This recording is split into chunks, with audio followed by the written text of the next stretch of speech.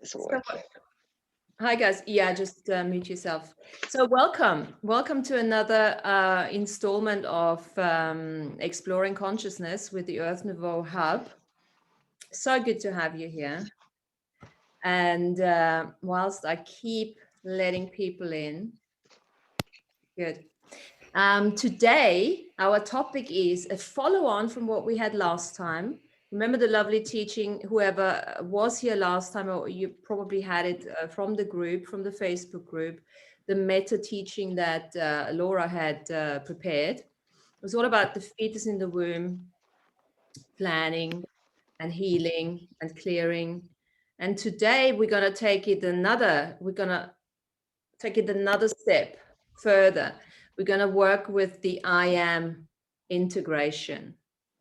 And so it's all about, the agencies and the various shards, parts, and avatars and how we can put those together. And we're going to use a document that I've put together, which is which we're going to read together. And what we do is I'm going to share it on the screen.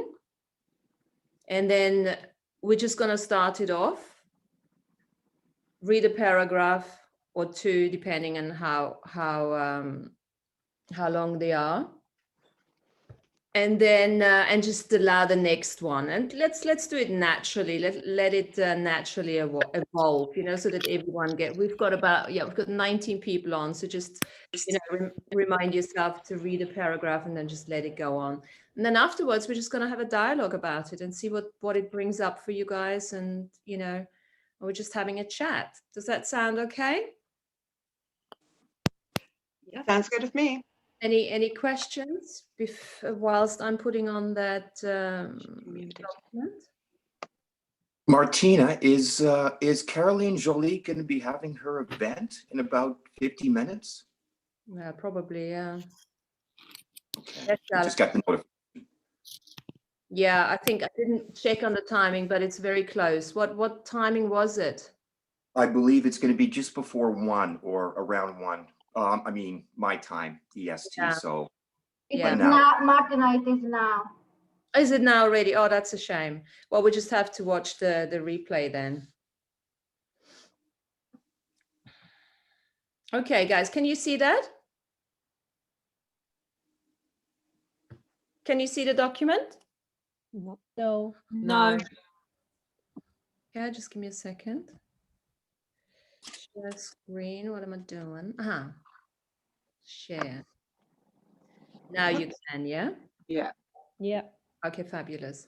So let's just set the scene before we start off, and then I just start with the first paragraph, yeah? So, and then somebody else can take over. Let's just set the scene. Let's make sure we have the mute buttons on while others are reading. And the scene is basically, we are sitting around the fire. Okay, so this is all about, think of yourself sitting in a circle around the fire. And this is where we're starting to allow those elements, those parts of ourselves to join us and to play with us. So a fire has been prepared in sacred ceremonial fashion. Let this be a universal invitation. I am the ocean of awareness. I am the sea of consciousness. I am the tapestry of this reality. I am the weaver. I am the observer. I am the fire. I am the dragon.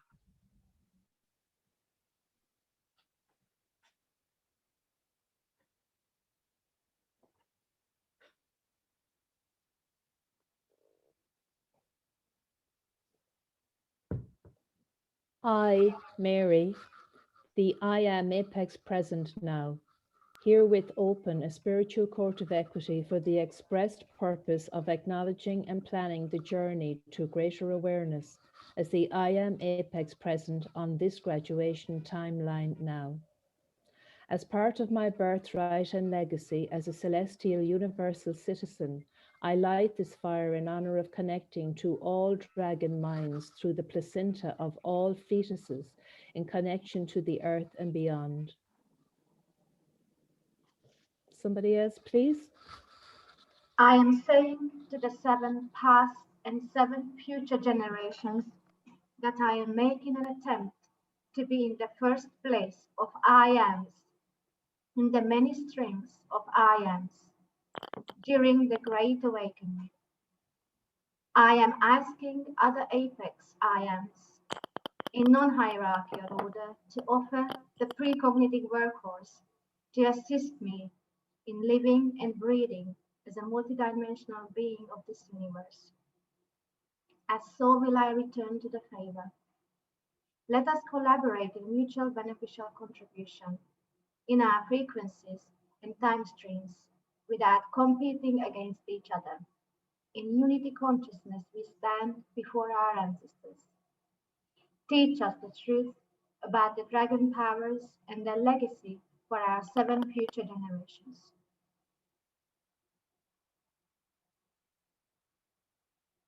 Throughout this sacred fire ceremony, I am supported by my dragon friends and keep the I Am Apex safely driving on the information superhighway gently nestled inside the vagus nerve. As I look at all the layers of universe, I maintain my divine bird's eye view to allow the multitude of holograms unfold right in front of me as the DNA light body matrix of one. I am a multidimensional, multifunctional, photonic being of light connected to a non-local soul, living here on this planet in this linear time-space equation. I acknowledge the entirety of my soul aspects living on different timelines, dimensions, galaxies, universes in the past and future generations. As an old soul in these times of awakening, an honorary member of the resistance-free earth, I have committed and prepared myself during thousands of lifetimes to be part of the galactic ascension machine and to start unlocking it. I am here to assist resolving repetitious paradoxes created through the timeline wars and put an end to the karma. From this day forward, let us put the battle between the errors of light between us. Let us create unity consciousness for all species, kind and free, the tens of thousands of worlds and its denizens that have been trapped here. I act as the neutral observer of time, space, and consciousness. I stand in sacred neutrality as a sovereign beacon of light for all my fractionized soul aspects to find their way back home to soul connection. Let us remember, we are all our past, our present, our future, simultaneously existing. As a fetus in my mother's womb, I have been given a timestamp as an I am. I started as an infinite heart that grew arms and legs, and that has DNA with memories. I choose this lifetime to become the apex of my DNA and to work in sacred neutral alliance with all the other versions of myself who have chosen this opportunity to be sovereign. May our healthy boundaries unite us throughout all of eternity. May the sacred ceremonial hub of interconnectivity extend to other dreamers to be united in unity once again. The wood has been stacked up high. The fire gives off heat to cleanse, clear, and warm the place to welcome all the many me's. The 1,000 versions of myself that exist in different time-space locations in the holographic fabric of existence are being duly noted. The fire sends out smoke signals to all of the I am selves, hidden, stuck, bankrupt, forgotten, scared, angry, confused, happy, and accomplished. Do join us in this sacred reunion.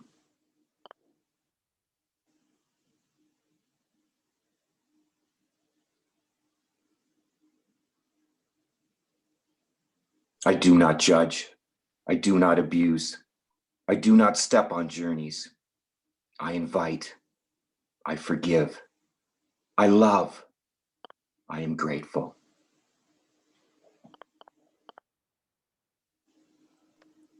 May this fire serve as a symbol of restoration of the past to encourage union and communion in the future for all of our celestial minds on the journey to celestial mediumship. Be here now in this place, this space, this no time to gather and be still. This is a possibility to heal, to let go of old, outdated beliefs. Let us receive and release attachments to old decisions, judgments for good. Let the greater understanding, let us revise those points of view gone awry that keep us disconnected and stuck in a place, space, time equation. May we move forward united. Let us integrate and heal ourselves from that separation of consensual realities and realms. Let us be the fetus guiding one another. All the forgotten cells that have been shut down to this slice of time, let your voices be heard through the dreamtime gateways of this sacred fire. Tell your stories to the fire now, so we may remember the adventures of the ancient past and future. Your efforts have not been in vain. We are the fire burning brightly to witness, catalyze, and honor our great stories. To any soulmate fetus in another mother's womb, I say hello and welcome. Join me and warm yourself on our fire. I salute and greet you for being here for the great awakening of unified souls. Let us work in unison and respect each other's sovereignty. My heart is full of gratitude to know that we share dream space. Maybe we will meet in flesh one day in this lifetime in recognition of our common roots and soul connection.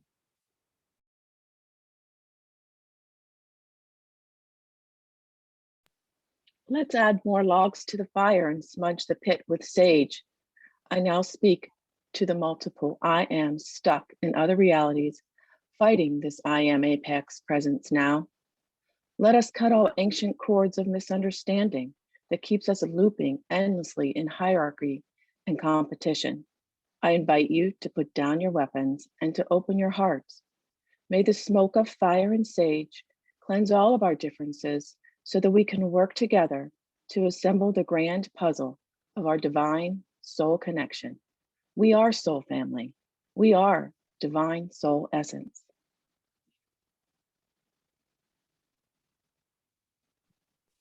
My DNA technology in the here now has the capacity to discern and accommodate all parts, shards, and avatars. I interconnect with all previous space-time holograms in dream and awake time. I vow to stay present in this body. At will, I open multiple spiritual courts of equity to suspend any intruders and I am stalkers and invite my teacher spirits to come forth and deal with them. I can integrate the multitude of all the selves into my overall health of spirit inside myself. Let us breathe together into the fire. Let us pray for strength and trust inside the many selves and move past separation, definition, validation, and gratification. We are here to laugh, explore, share, and journey together. We all are individuated members of the Celestial Hub of interconnectivity. Together, as the unvanquished dreamers of peace, we are a force to be reckoned with. Let us share laughter, food, and drink, and change all deceptions and projections into new inspirations and dreams. Let us be beings of innocence again, understanding the expansiveness of our true light existence. The fireplace is getting crowded. I welcome my soul brothers and sisters, all peacemakers and peacekeepers, to join this meet and greet of like-minded celestial minds. Let us joyfully celebrate and gain a more conscious awareness. Can you perceive how sovereignty connects?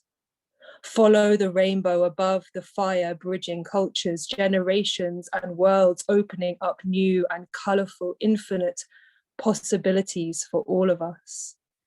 We are all divine co-creators, adventurers, travelers through time, space, and dimensions. I am using this sacred space of flames to address my I am agencies that have been working with me from the beginning of time. I herewith fire those that are mismatching me with delusional, destructive, distorted, and perverted I ams that are working against my greater good and evolution. I herewith take back my power from all those I ams and revoke and nullify all oaths, vows, fealties, commodities, commitments, contracts, and agreements in all time streams, dimensions, galaxies, and universes. I am not your sidekick. I have never been your sidekick, and I certainly don't require you to be mine. I am the I am apex present here now, and with that, I reserve all right to sack and ban malicious and corrupt agencies and I ams related to all my soul families. You no longer deserve to join this expression of my journey to bliss and purpose. I herewith put on notice all agents that work with other non-certified agents of other time-space equations for the purpose of forcing a match, no matter how minute it is. All low-quality agencies are herewith exposed and held accountable for messing up I am matches. Please collect your belongings and leave this sacred ceremony to never return. I now address the many times my I am now has been kicked out of the vagus nerve because of the misconduct of harvesting agencies, false agendas, or competitive and hierarchical former I ams. The shock, the drama, the feeling of rejection. Let us heal and move beyond anger, hurt, denial, to break bread again in gratitude and celebration. May the flames assist this process of forgiveness to return to this space in our compassionate hearts and reclaim access to all our levels of dimensions and consciousness. With this fire, I call on all bankrupt I ams who have given up creating a sovereign reality, leaving the responsibility to other I ams. In this circle of fire, we can find refuge in healing all shadows. We have teachings and tools for self-mastery and forgiveness to assist us in getting the fractionized soul shards back and reclaim a sovereign I am apex now. Gracious fire spirits, hear the pleas for healing and reintegration.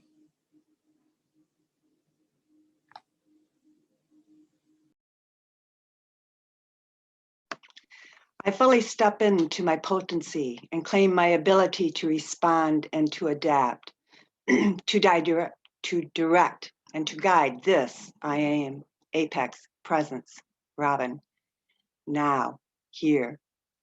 My journey of universal self-mastery and self-healing is to notice any negative programs, self-defeating, repeating habits, patterns within myself and other I ams that are expecting and projecting onto me.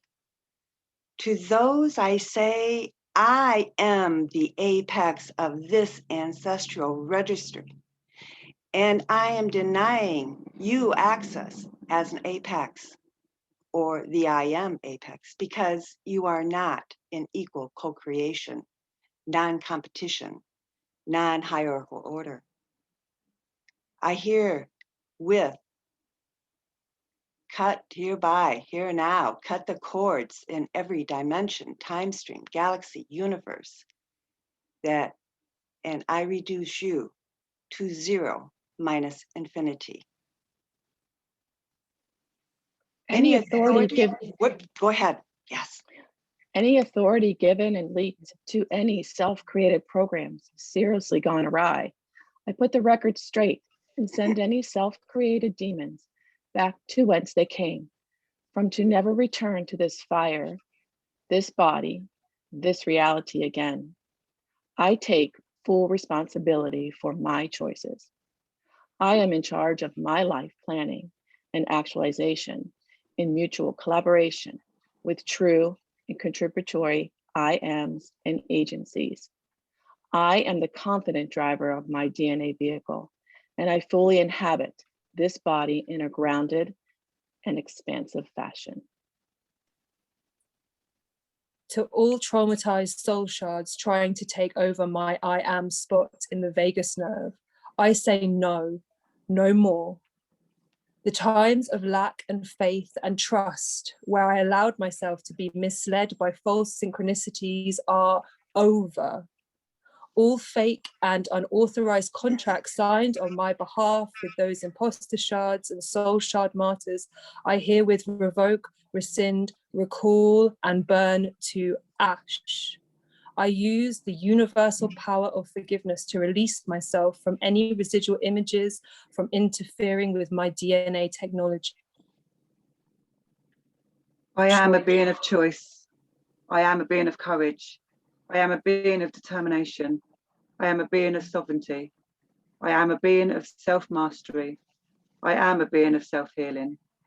I am a being of self-validation. I am a being of forgiveness. I am a being of faith and trust.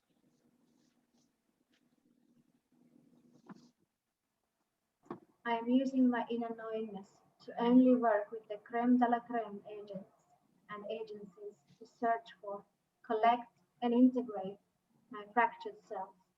I stay connected to my heart wisdom and naturally flow with all creation of dharmic purpose beyond knowingness and false indoctrinated safety.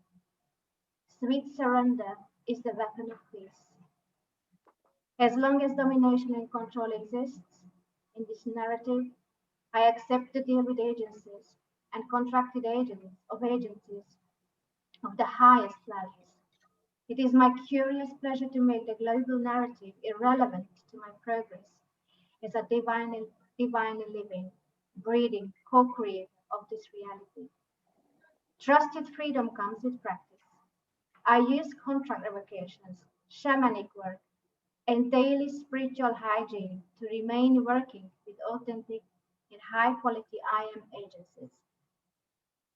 This is for all the parts of my soul essence that ever have and still work for the global system of domination and control, agency, and still try to infiltrate my I am apex. I encourage healing, mastery, and forgiveness for all the agents of blame, shame, guilt, and fear in all the universe, consciousness, and layers of time. With the power of my free will as a multidimensional universal citizen and in resonance with my human heart, I connect to the Earth's dreaming mind in the North and the South Pole and bring in all my spirit to strive towards coherence, collaboration, and contribution. I am present. I am embodied. I am grounded. I am dynamic. I am radiant. I am creative.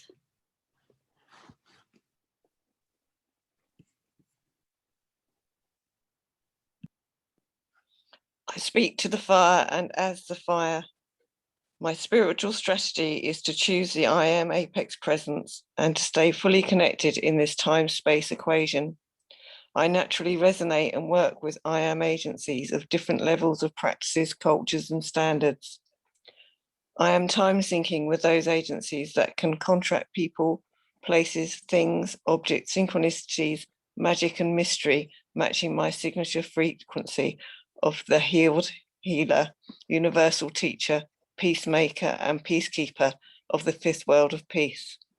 I, as the I am apex, manifest powerful experiences transcend chemical memories, and have access to light memories in higher states of being. This is me, owning my I am apex, and not just the 7 past and 7 future generations of I ams. I am multidimensionally aware to be the apex of my previous 10,000s and future 10,000s I am. If there are any other I ams in the North and South Pole Dreamtime grid that are in equal co-creation, non-competition, let us share our pre- and post-cognitive workforce and create a Dreamtime hub of interconnectivity.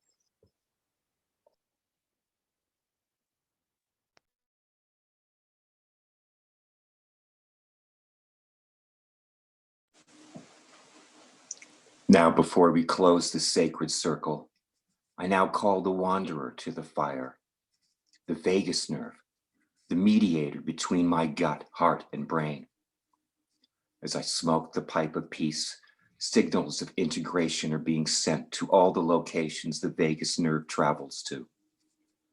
The journey of transformation leads me down the highway to the esophagus, into the gut. The vagus nerve has access to the entirety of the consciousness DNA experience machine, including all shards, parts, and avatars integrated in this I am apex presence. I trust my body to use its technology wisely and efficiently to create and maintain homeostasis with source connection. I acknowledge the vagus nerve for acting as the universe in realized potential and honor its mediation between the nervous system, the organs, and the brain.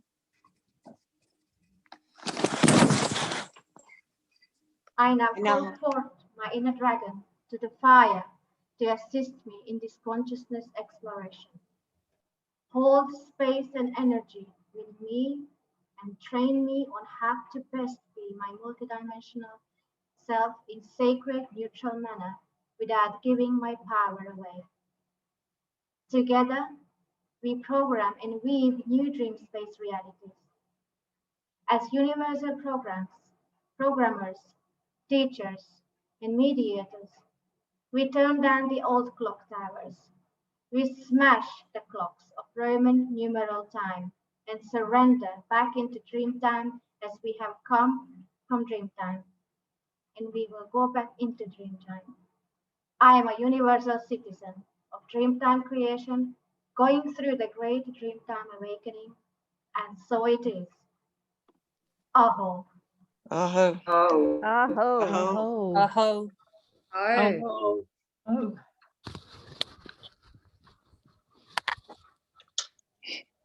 Aho, my babes. How does that for you? That's the front door. We are here. That's what you call co-creating for the best of everyone, Martina. Marvelous. Yeah. Everybody, I'm just so thrilled. You know, I don't know what your format is, but I like to speak freely, and you all just, the last couple of shows I haven't been able to hear, but Laura, your meditation, and Martina, your show with Andrew yesterday, and you all here today, it's like, wow, it's like the whipped cream is like got sugar, those favorite things on top. Mwah! Well, thank you for that feedback. Much gratitude for that, and thank you for reading it so seamlessly. Because it's nice to read it together, because it really makes us feel that we are sitting around that fire, isn't it? And just inviting all our shards and parts in. Oh, it's wonderful to hear so many different voices reading. And I think that's something we could sort of have as a format from now on with anything, is to get everybody to read a bit, because it really feels like family are all sitting around the fire and reading that document. So wonderful document, Martina. Thank you. Beautiful follow on to the fetus meditation. Laura, to expand on that just a little bit, what you were saying, we also feel that vibration of everybody's spoken word, that om coming out, and that female gathering it, and that male creating it. And so you're connecting on that vibrational sound, and every cell in your body is receiving it. And it's like family, And the other thing with doing it in that format is nice because you've got to stay present, right? It's like, okay, who's next? Shit, shall I? Who, you know, that type of stuff. It's actually, you know, containing, maintaining, and really nurturing, nourishing that fire. So thank you very much.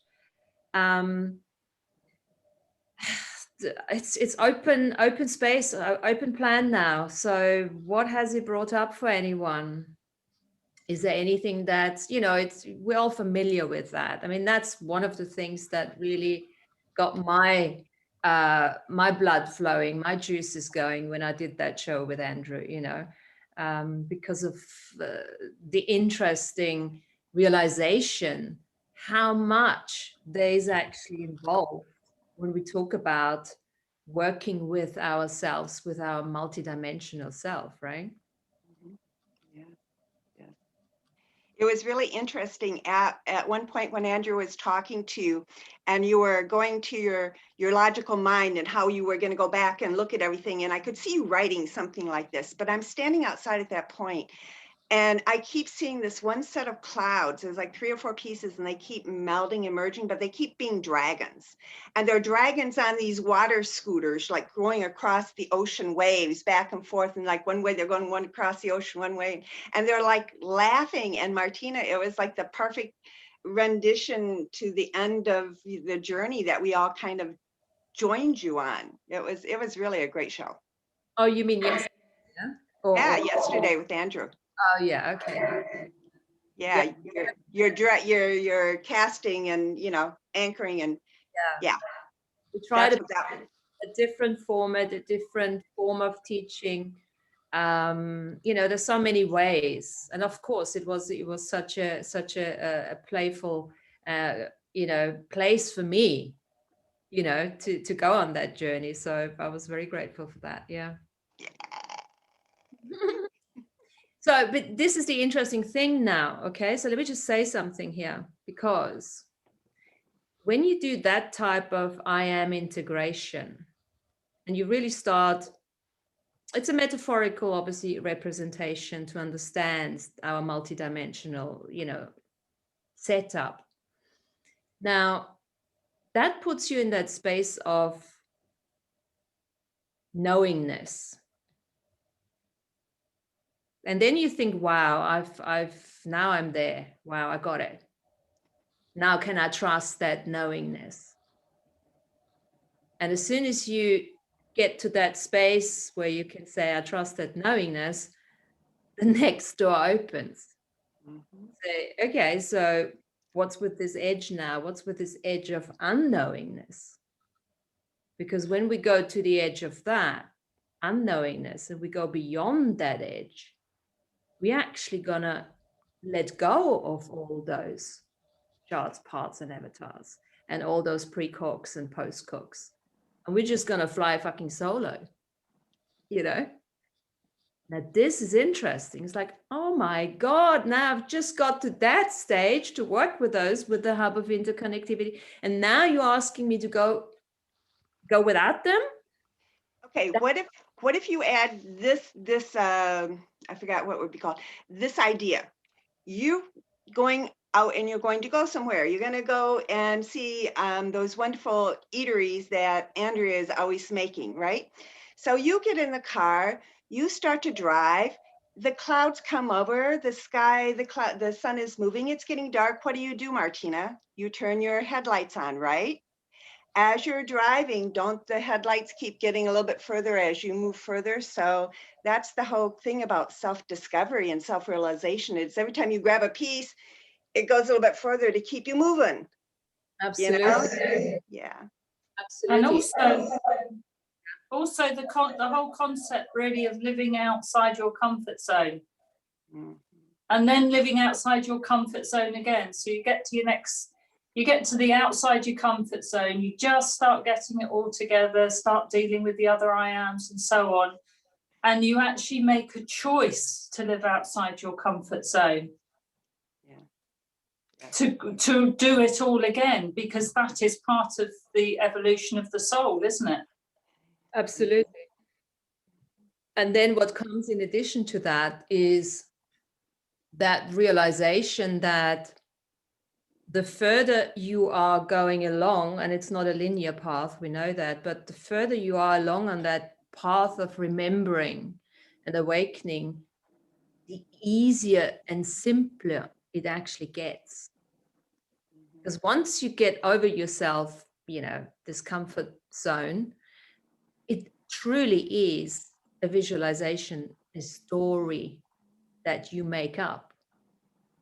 And I had a dream, I think I said that, I think the dream with a fish, I had this dream last week where I was given a fish, because I had asked the question, so what's beyond that now?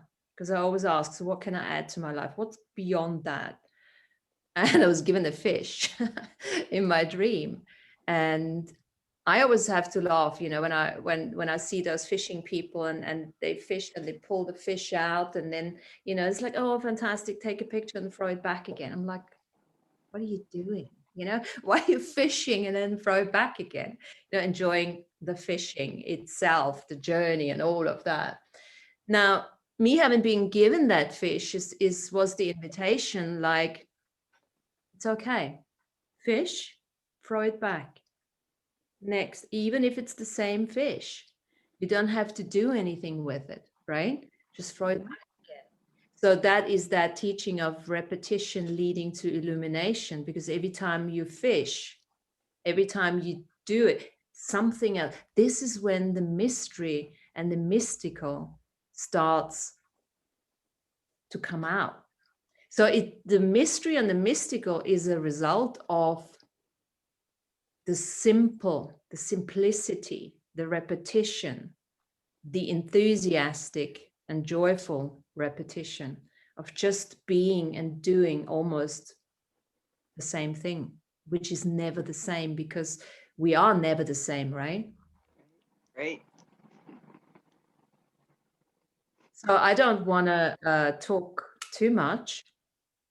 So what comes up for you guys? When you think of that integration, yes? And when you think, okay, so this is me trusting my knowingness, what does it look like for you guys to say, what is beyond that knowingness for you? Can you hear me? Yes. Yeah. Okay, super. I'd love to jump in. Thank you, everybody. That unknowingness, it's such a magical place to be in, that there is nothing, and yet there's everything. And something happened for me today as a direct result of last night's show with that meditation. I sometimes, when I have time, work aggressive dogs or dogs that have complications, and I have my set structure. And today there was a moment in the forest where the wind was blowing, and I just said, I'm not going to say anything. I want the dog to be behind me. And I stood there, and you could feel this parasympathetic, sympathetic, whatever you want to call it, giving all these comments coming in. You need to say something, you need to move, you need to do something. And it was, I don't know where this is going. And just let nothing be. And at one moment I opened up my eyes and the dog was at my side. And it was like, even in that moment, it was like, okay, the mind wants to come in and start celebrating. It's like, this is the edge. This is it. Just walk. Nothing. I don't know if you follow me on what I'm saying, but it was just to take that step and just stay with the breathing and feeling the wind and just essentially not knowing anything. And it was beautiful. Fantastic. And the dog picked up on it, right? It allowed the dog to just come and join you in that amazing energy. Yeah. And I made a space. I'm really grateful that you said that, because that space that I took, I really had to fight for that space. Absolute. Shut up. I need to do this now. you know? So there is a place for knowing when the program says, I won't let you talk, right? And there's a place where the program says,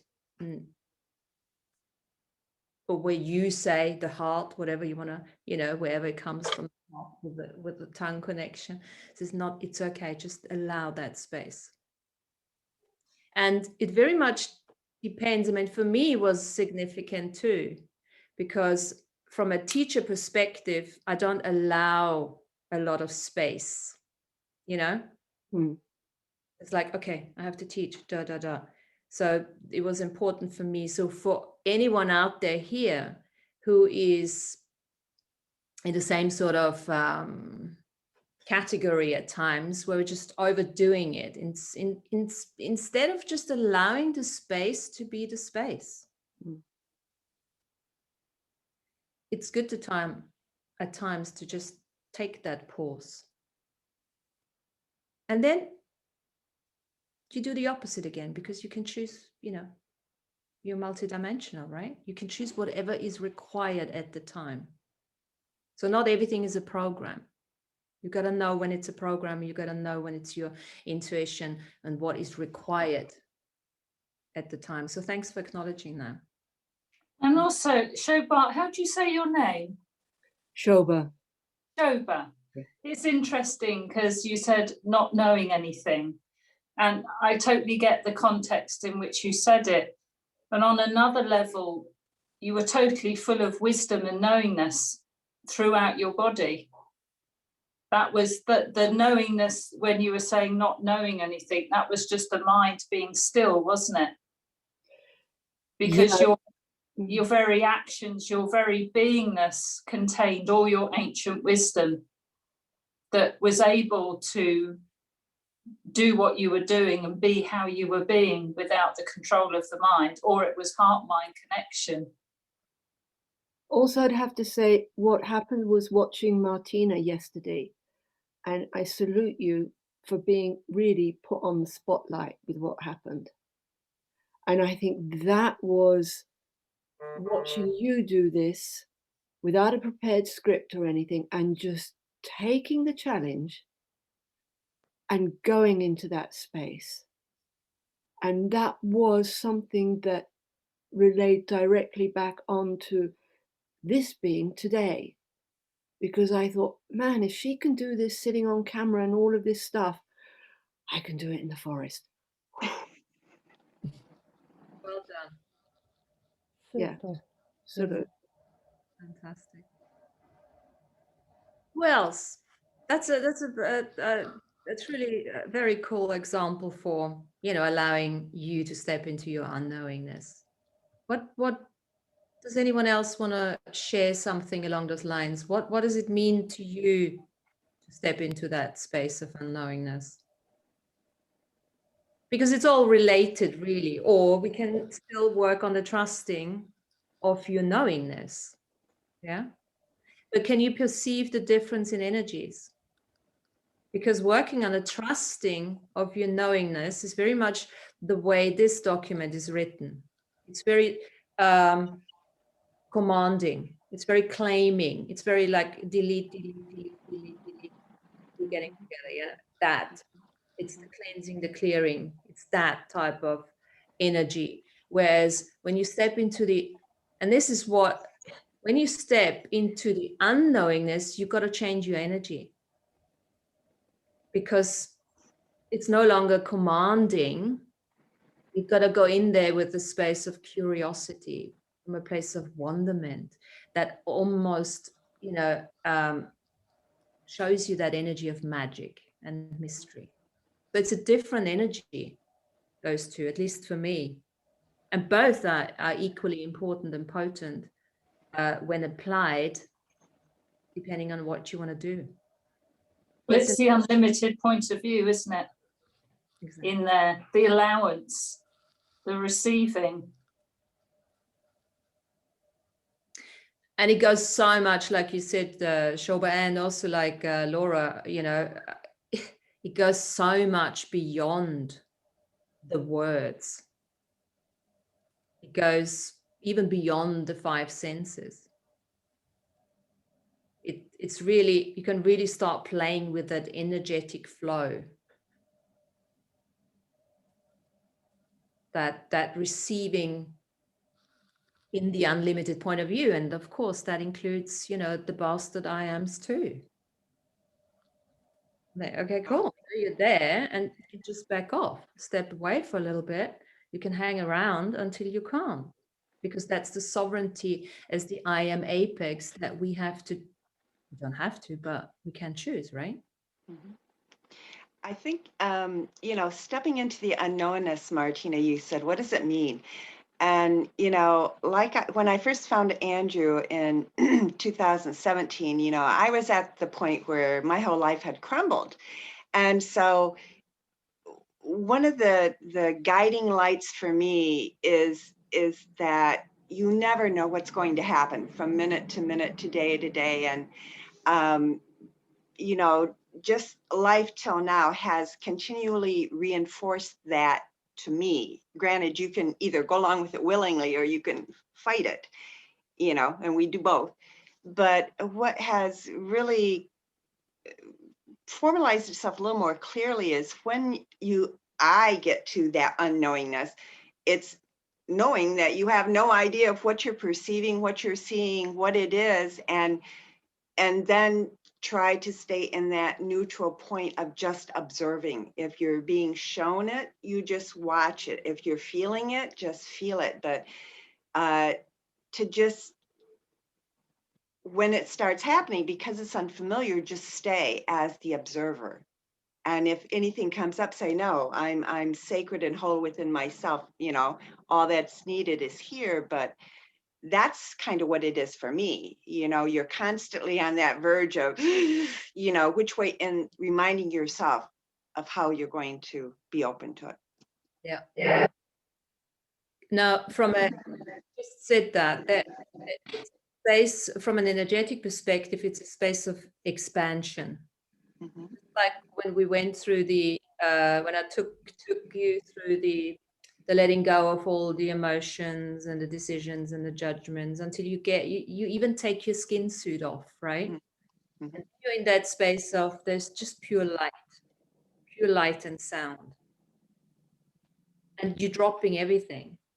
And as you drop all of that, you just become bigger and bigger and bigger.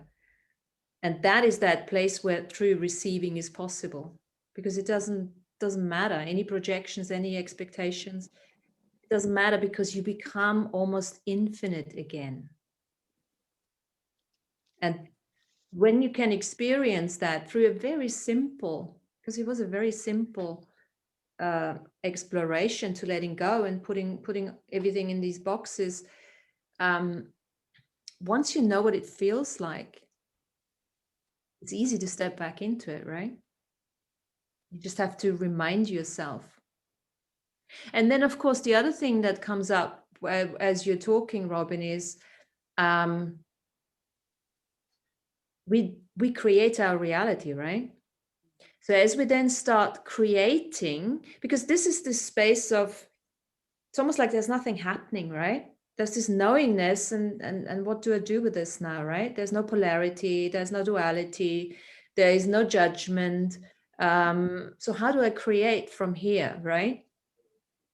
Choice.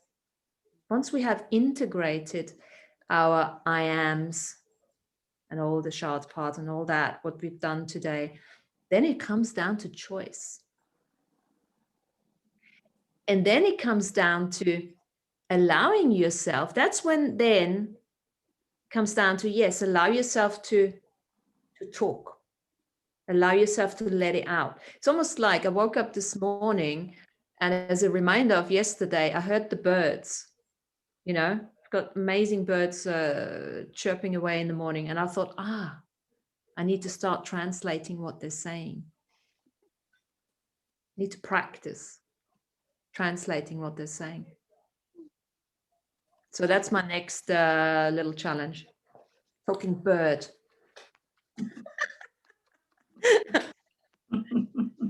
I've been trying to do that with crows for a while. Boy, they've been all over the last couple of days here. That's just, for God's sake, shut up. You know, there goes so much going on. Where do I start? Hang on a second. Yeah, but that's the level of practice then. So that's a good practice, because it's almost like, you know, of course, we all know we have forgotten to tell stories, right? Maybe the ones with little children, they are still in a better sort of groove there. You know, it's easy. I used to have 3 words. I said to Emma when she was little, I said, give me 3 words. Doesn't matter. Carrot, nose, bed. Then I made up a story. But, and that type of stuff, we have to start making up stories. And in fact, we're going to do this. And one of our shows here, we will do that. We're going to choose 3 completely random 3 words. And then we're going to start, just like we did the reading today. We're going to start. Laura and Mary, you know what? We've done that before. Yes, we have, yeah. And then the next one takes a thread. And the next one takes a thread. And we'll see what we come up with. Shall we do that? Yeah, we should try that. I was saying that a few weeks back, Martina. I think it'd be a great exercise, and we have to do it on the spot. Oh, yeah. So we can prepare for that. So you just have to make it up as you go along. I used to tell my children the story of how they came here when they were young. I used to do it as a part of their nighttime stories. I always included that as one of the stories, and it was their favorite story. Each one of them loved to hear that story. Absolutely. Now I would start way back at the very beginning, but I used to love telling them as well myself, because I had never paid much attention to it, you know, and it was something I loved doing. Just as a follow on from what others have been saying, yesterday when you were doing that meditation, I did it with you. And it was fabulous. It was very much like what I did, of course, in the hot seat, Martina, with the fishing rod and the fishing line. So it took me right back to that. But just 2 things I want to share out of it, because I don't want to take up much time. I'd prefer to hear from other people. One of the things was the edge of knowingness and unknowingness for me are the opposite sides of the same coin. And when I'm in that place of knowingness, I'm also in the place of unknowingness. So there's always that stepping between allowing and knowing something.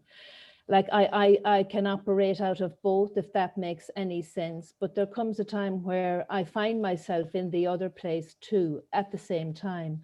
And something else that came up for me was when you were doing the one with the dragon, I asked my dragon what was my greatest gift, what was my edge of awareness, and what was my greatest weakness. And the dragon said they are the same thing. And I actually, and I could see it clearly, so clearly. And it's nothing hugely profound, and yet it is, because it's quite simple and childlike, and yet it is quite profound. And also, I suppose the thing about be like the children, you know, they are totally spontaneous, they're totally real, and it's us that actually, you know, society that knocks that out of them as they're growing up, and they lose that. Like my little boy used to say to me, I have to go to the swing because there's some people there that needs to talk to me. And like I could see nobody, and I would say, all right, who are they? And I would get these names and I say, okay, off you go then.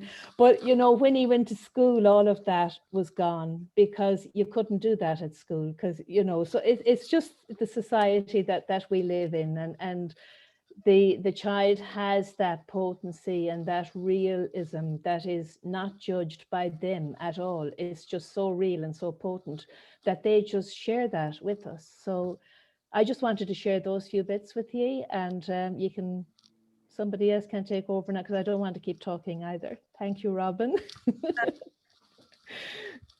It's great, because you made me think of something now, you know, the connection between the heart. Remember, he mentioned it yesterday, the connection between the brain and the heart. Now, those kids in the early stages, depending on, you know, what kind of parents they have, they still have that connection. They still pick up, the tongue still picks up the vibration that's coming from the heart, right? Yes.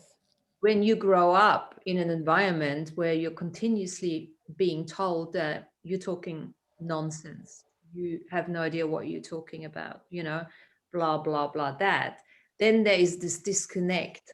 And there starts that disconnect between the tongue and the heart. Mm. And it was interesting because when he said to me, connect the tongue with the heart, and I recall myself saying, there is no heart, there is no tongue. That was the program. The program took the easy way out. So, no, there is no heart, there is no tongue. And because I'd actually re-listened to it, I thought, little sneaky. Interesting. I never heard you say that. Yeah, I know. Yeah. Did you, Laura? Yeah, okay. Yeah, I heard it. It's so important, this developing of the imagination and keeping it going through childhood so they don't use it. Because for me, it's the prerequisite for journeying, Yeah. for visualization, for everything you would be doing on your journey, is whether you're a shaman, celestial, medium of peace, whatever you want to call yourself, if you want to go on this sort of journey that we're all on. And the other thing that I think came up yesterday with Andrew, and I have thought this also for a long time, is you can't make it up. And if you are making it up, it comes from somewhere. Yeah. So it doesn't matter. Everything comes from somewhere. It's a holographic universe. The sea of consciousness, the ocean of awareness, that information you're getting, whatever it is, yes, it can be altered by your programs, but fundamentally that is coming from somewhere. So you cannot actually make anything up. It can be affected, can't it, by your inception, deception filters, your programs and so on. But it all comes from somewhere. So I think when people start off on these, doing this sort of exercise, to write it down and don't dismiss anything is really important. I was told right early on, you know, don't be embarrassed about what comes to you. Don't, you know, just record it. Don't dismiss it. It's adding that childhood play and innocence, Laura, is what you're talking about. Coming with that childhood innocence, because when you're a child, and my brother threw words at me, you know, shaman, explorer, this or that, and it only it's that willingness as a child to not care. You go across the street and explore because it calls you and you answer it. It doesn't matter what it is. That childness of openness, knowing that something good is coming, you know, I think that's where your innocence, that's where your childhood, that's where they've taken it away from us. That's where we get to claim it back, because if we remember how a child plays, they don't go out and play with trepidation. They go out playing with enthusiasm, joining their friend, whatever it is. Yeah. And that also brings us back to what we did today, to remember that it's not just what happens in this reality, you know, we have to really look at our I ams that are doing that to us, where we are doing it, you know. It's all us, it's all part of us, but it's that inner conflict, you know, that fight between our own parts and avatars, you know, that we so often, you know, forget. And then there was another thing, the last caller, you know, he lived on the edge. That's right. Yes. And that it's a really big, and I remember, Mary, we had that conversation once, you know, you may think you're not doing it right? Ask yourself the question, whenever you think that you're not doing it right, ask yourself the question if you live on that edge. If it is so familiar to you to live on that edge between the knowingness and the unknowing, that you have actually forgotten or have never acknowledged that you're actually a master of that unknowingness. And then just like what I said to this guy was, that is then when we have to remind ourselves that you can't stay there. Nobody wants to join you when you're on the edge. You don't want to be on the edge because you're still on the edge. I mean, think of it. You have to be on your toes. You have to look where you're going when you're continuously on an edge, right?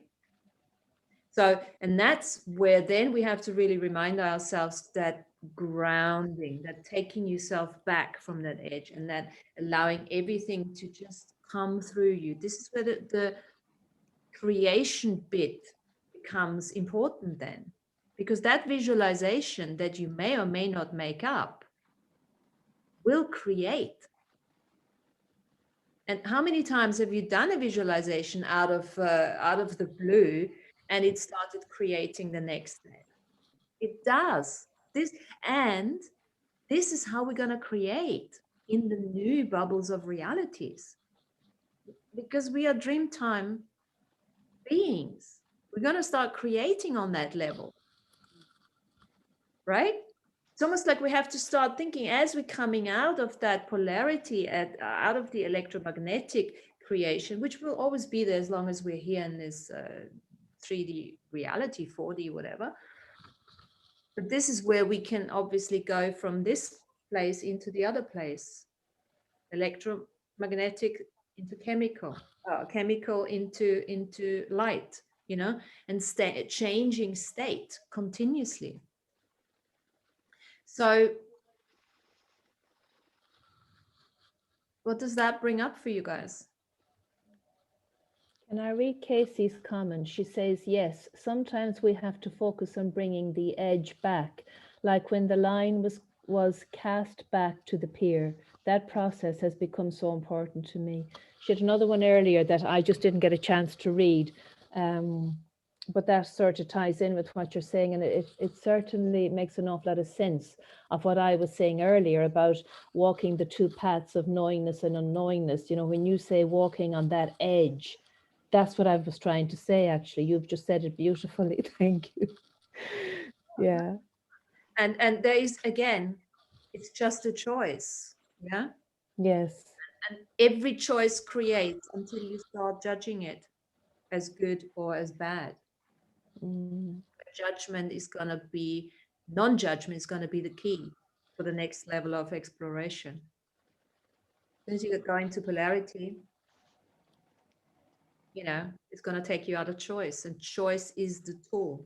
Choice is the key. And we need to learn what choice really means, because none of us really grow up. It might be a conclusion, but, you know, very few people really know the potency of choice and understand how to work with it, because this is just part of the remembering of who we are. Well, the whole system's set up to reduce our choices. Exactly. Why the sovereignty work is so vital. Yeah, absolutely. Alan said the importance of translation to bring the unknown into the known. That's so true, actually. Yeah.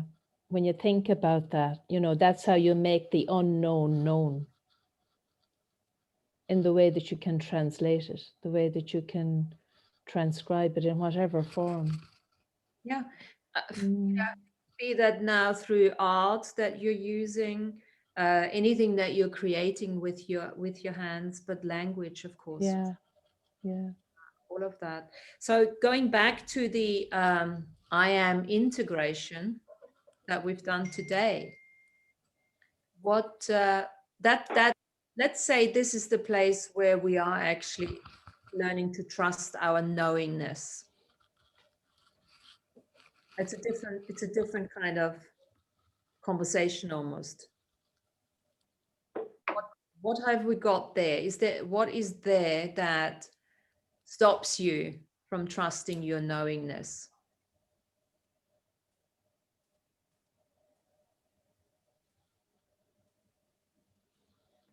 Oh, this is Amy. See if I can.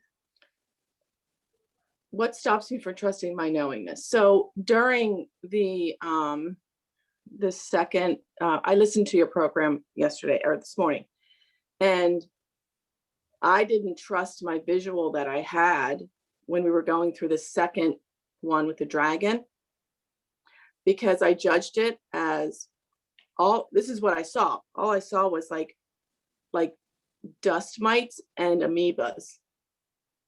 and they were and they were like spiky, and you know, and they were not colorful, but some were colorful, and I'm like, that I judged it as, oh, what is this? And I totally went out of it. I totally went to your dragon. It was like, I don't know why, but I'm going to go back and do it again with that. But I didn't trust it.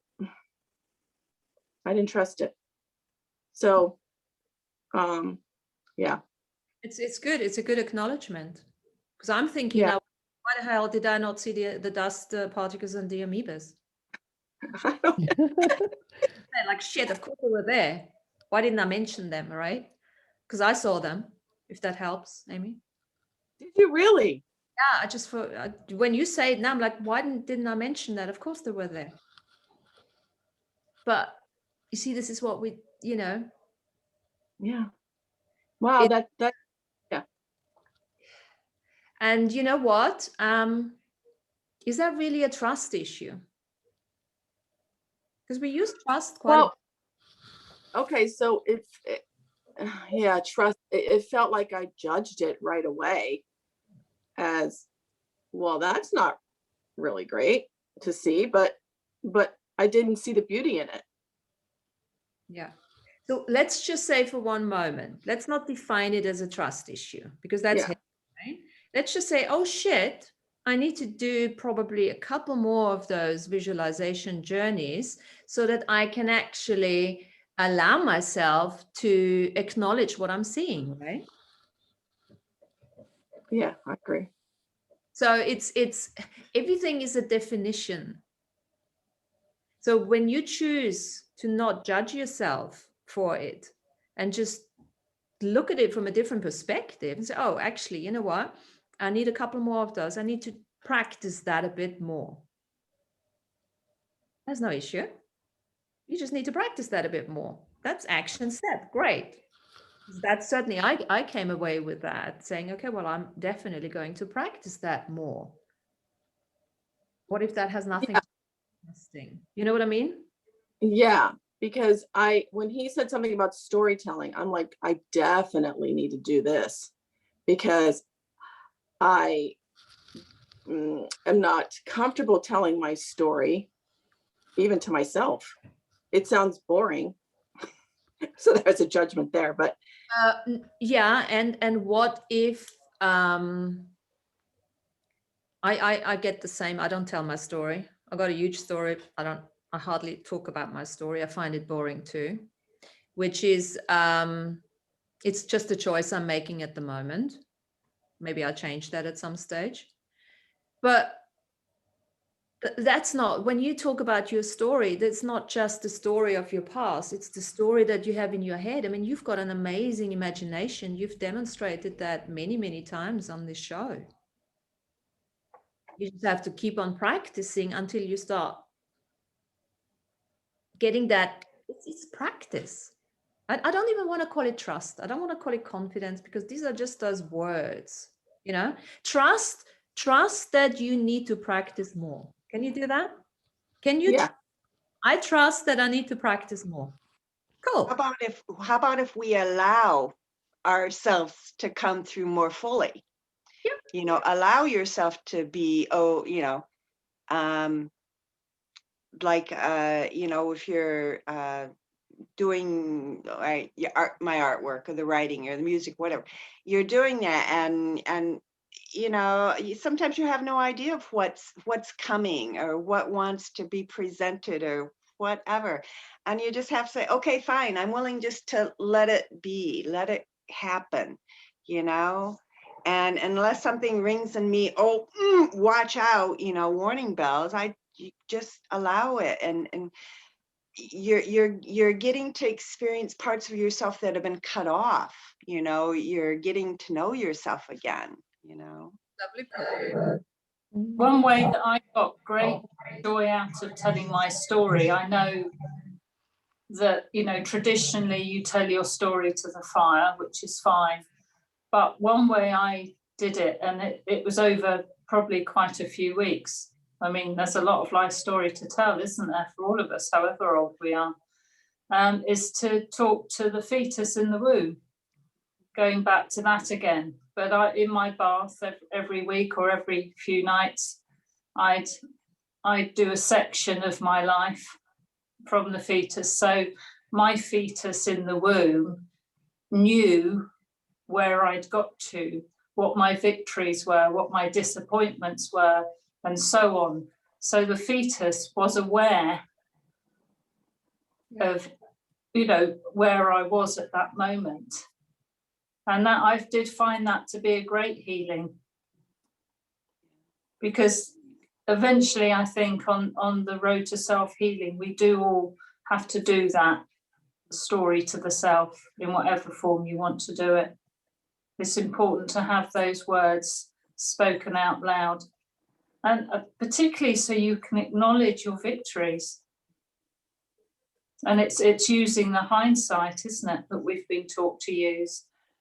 Yeah. Which gives us the basis for the foresight to make the choices for the future. It's an essential practice, really, isn't it? Whenever we do it. It's part of having your voice heard. And again, it's creating that connection back again between the heart and the tongue. It's also really interesting, I think, what we remember of our story and what we don't remember. And it ties in with what Amy was saying about the journey and the amoebas and her seeing them and you seeing them and not mentioning it. I think that's really interesting that, there's a certain discernment, I think, that we practice in our observations. Like, why does one person notice something and the other person doesn't even know it's there? Like Laura heard you saying that about the tongue and the heart yesterday. I didn't hear that at all. So it's very interesting, and that's us in our unknowingness. There isn't something contrived about that. That's just something that we're allowing.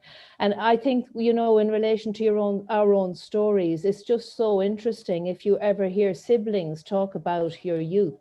And I know I've had this experience with mine where they tell stories about something that happened when we were children. And I think, I don't remember that. When did that happen? And they say, oh no, you were there, remember? And I say, no, don't remember a bit of that. And then I'll tell them something else.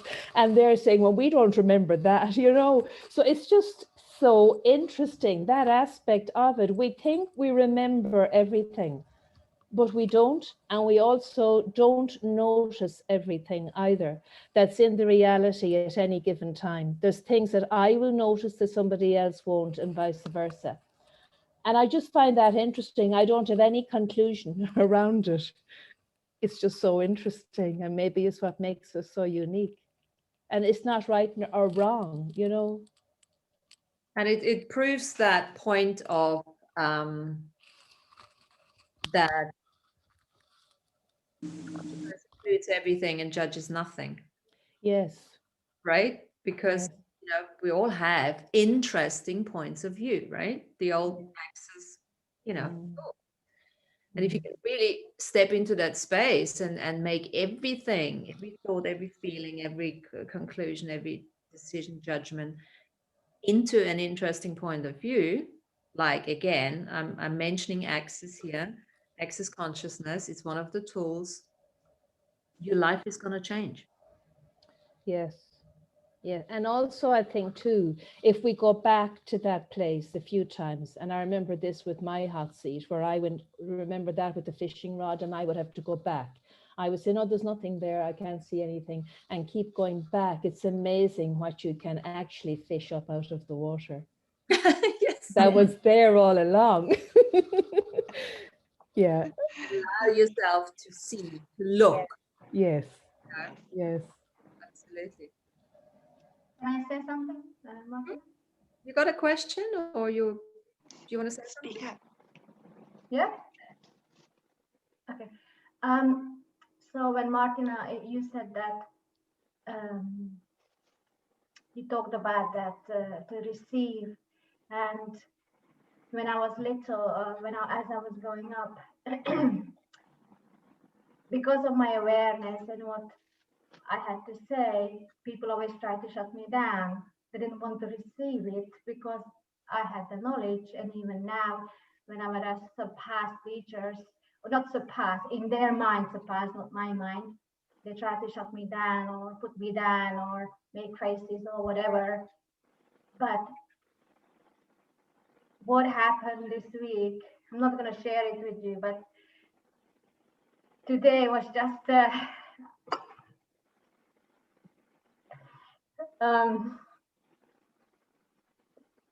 today was just a confirmation that miracles that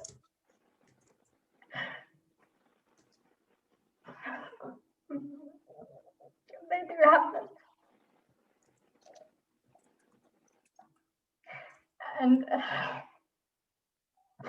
And yesterday, what happened is I got this funny bubble making kit, you know. I don't know why I got it. I just got it, which is, I guess, is your unknowingness. And I went outside, and our road was closed, and they were working on it, and I just started to play with the bubbles. And everybody was just looking at it and smiling and everything. But from that, on those bubbles, one went on this grass, and the colors and the shapes is obviously what Laura did with the womb, and Andrew did before. There's a lot of stuff came up for me, so I've been working with that and creating with that. That's so beautiful, Andrea. And somebody told me something last year.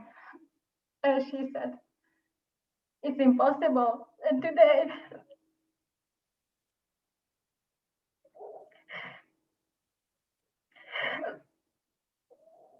she said, this is impossible. She said, this is a miracle. She couldn't believe. No. Yeah, because she said, this is something had to happen. And I said, okay. And I just did everything I could in my power to take responsibility. So thank you to Laura. And yesterday as well, and Andrew and myself, that I dug very deep. And today was a confirmation that miracles, they do happen, because it was against every scientific and doctor or whatever. And they said, no way. So just keep doing, guys, taking responsibility. Really beautifully. Thank you, Andrea. And also, you know, you mentioned that the bubbles, you know, to play with the bubbles, to allow yourself to step back into that place of innocence. And you've mentioned in the beginning when we are being shut down by others. There is this, and I did mention it yesterday, but it's probably worth mentioning it again. There is this forced receiving. So that forced receiving is where you just take it on, you take it on, you take it on, and you try to work with it. You try to make sense out of it. This is the wordplay that I came up with. When you look at innocence, what is innocence? In no sense, right? Yeah. To allow ourselves to get out of making sense, which leads us back to the edge of unknowingness, beyond the edge of unknowingness, you know? So finding that innocence back, which is well done. Thanks there is a story, but I'm not going to go into it. But Laura, thank you so much. I wanted to thank you today, and Martina as well. Yesterday, something as well happened there, and Mary, it's you know, just thank you and thank you to myself, because I did this. Nobody else did. Nobody else could have done it. Only me to take responsibility. And there is more, but you know, it's I don't want to share that, but I wanted to just say that when you take responsibility, which I do every day, at every moment, the miracles happen, will happen. It's you create your reality. It's like Martina knows this. She knows me. It's just a choice, and you know, it's just a choice. And yes. Thank you, darling. And let people be like, wow, okay, cool. You know, let it be. And I receive the judgments. If somebody judges me or want to shut me down or want to whatever, now I receive it because I see them. I see the love in them. I don't see them, they judge me. I see the love in them and I receive and just release. That's beautiful, Andrea. There's a great deal of forgiveness in your voice, which is beautiful. And I should think most of us on this Zoom now have been shut down in our lives, maybe particularly as children, growing up because of our beliefs and so on. And even now as adults, with our views, with our spiritual inclinations and so on. Yes. I think we've all shared in that, Andrea, that feeling of being shut down. So well done. And also showing us the strength of vulnerability, which is part of that. It's part of that innocence, you know, just let it out, let it go. And thank you for holding space, you know, because that is the other side of the coin, you know, just being in allowance of the transformation of the change in others, whatever that looks like. It's not always just joyful, but equally powerful, if not more. So, who's got a question there? I had a visual with Andrea, and it's come up a couple other times too. And one is tapioca pudding, and one is caviar, fish eggs. And they both are spherical, little globular things. And yet every one of them is in the rest of the gel and they get along well. They bump into each other, they slide around each other, they move past each other, but yet they all can contain and continue to be themselves. And that's kind of what Andrea, as you're saying, is that, and the rest of us too, is that freedom to be your total sphere and fill your sphere up with as much love or joy. And when those bad things happen, it's not that they don't happen, it's how do you deal with it? But every time you do that, say, no, I'm going to fortify from the inside out my little sphere so that I can go through this gel. And it's a great visual when you're kind of stuck, because it takes you back to you and your own empowerment, you know. Perhaps that might help someone. Thank you. Thank you. It's been quite a powerful session today. How are we all hanging? Let's go back to the I am integration. Do we have any more questions there? Does anybody want to any particular questions on the document, which obviously is going to go up onto the website at some stage, and you can download it from there? Martina, I just wanted to make a comment with respect to what Laura was saying about communicating with the fetus in mother's womb, and just how important that is. I recall in your conversations with Andrew, I think about the agencies, how the fetus in mother's womb is the infinite I am being, and we are the finite.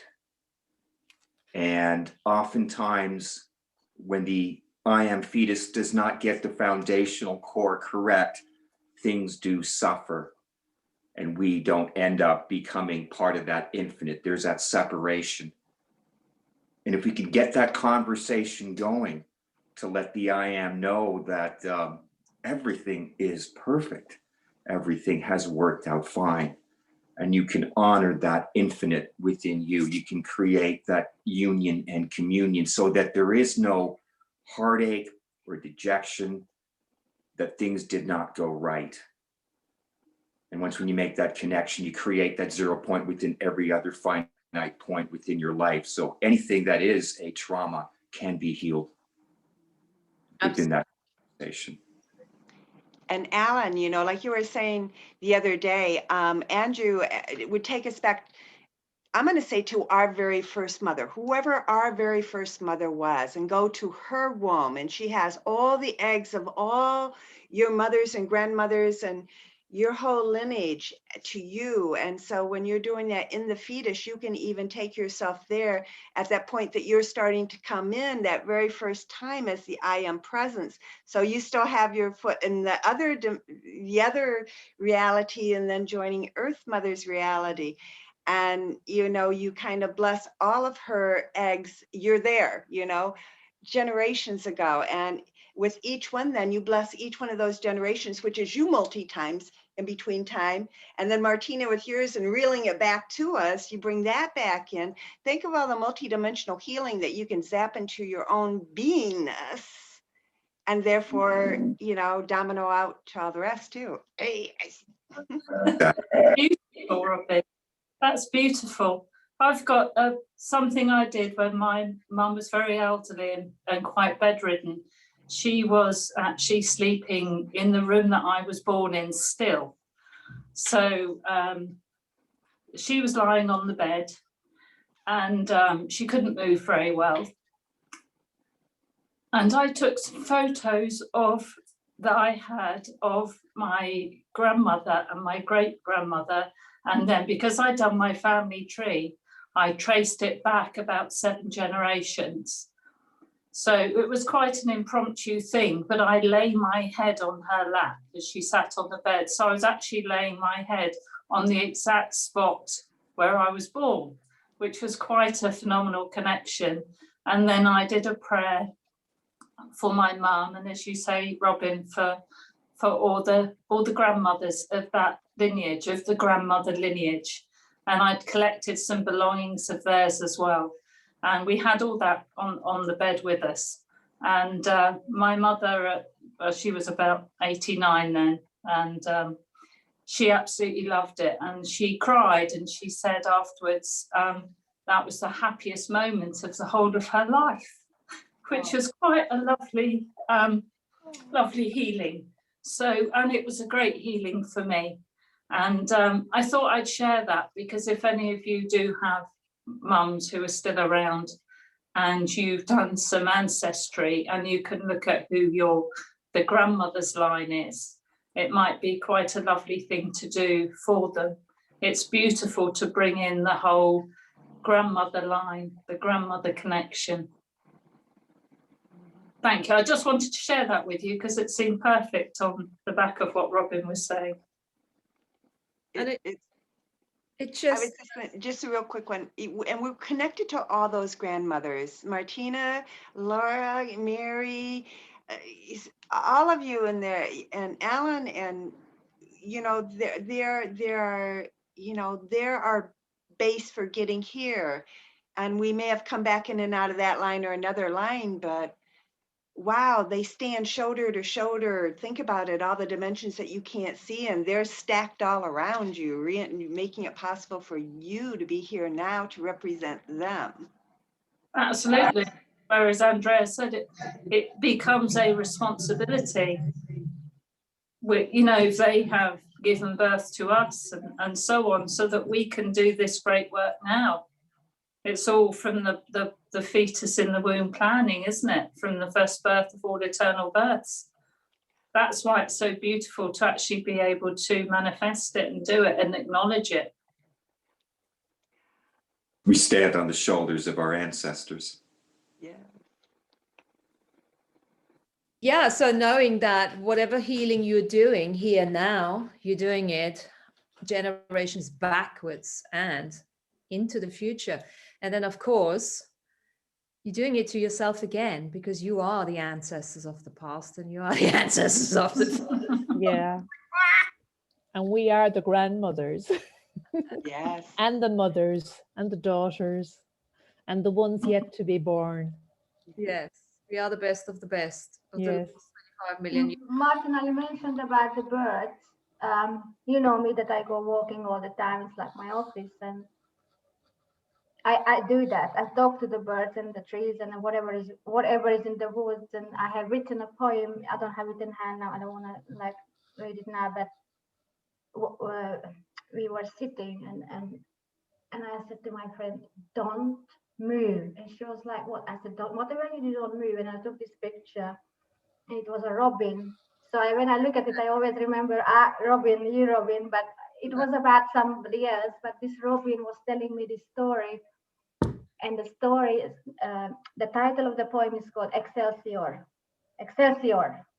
So I have written that poem last year. And I do this with other, things and beings, like with the cake, when I talk to the food and all this kind of process. I was telling somebody my process the other day, and she was like, "Oh my God." I said, "You see, if I told people my process, they'll think I talk too much. But there is a process to my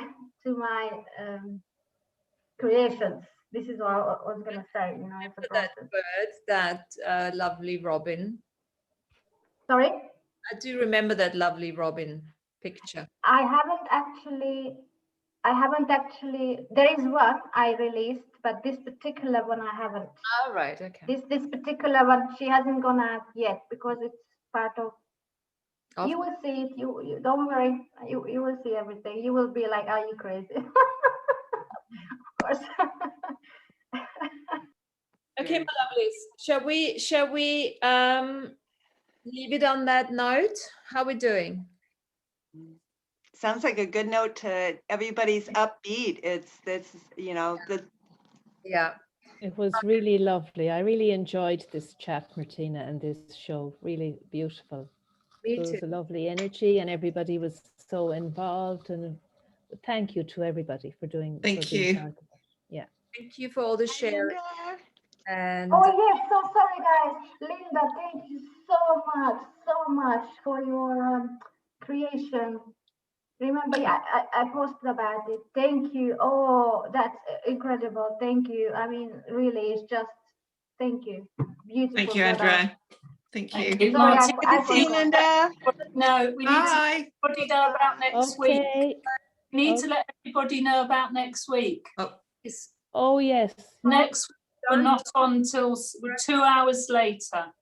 Was 7 p.m. GMT, because we've got Jonathan Hewitt coming on to do the equinox meditation with us, a Celtic ceremony. Jonathan came on before and did solstice, winter solstice, didn't he? Yes. So he's back. So bring your drums or whatever. He's coming with his drum. Next week, you said? Next week, March the 17th, he will be here at 7 p.m. GMT. So it's 2 hours later next week. Later. Now, Laura, would you recommend to have an intention for that, to do some preparation? I don't know particularly what he's covering. So no, just come and enjoy it. It's the time of balance, isn't it? And he'll take us through that, and it's different because it's from the Celtic perspective. So no, come along if you can. Be wonderful. Fantastic. I just wanted to get that in. Thanks, Martina, for today. I totally would have forgotten. So 2 hours later, and if you have an attention, why not? Yeah. And then with the visualization, let's see what we can materialize with all of that. So thanks for being here, thanks for coming on, thanks for all of that. And the recordings is going out, and the document will go out too. Love you guys. Bye everybody. Bye. Love ya. Bye everyone. Bye. Thank you. Bye guys. Bye.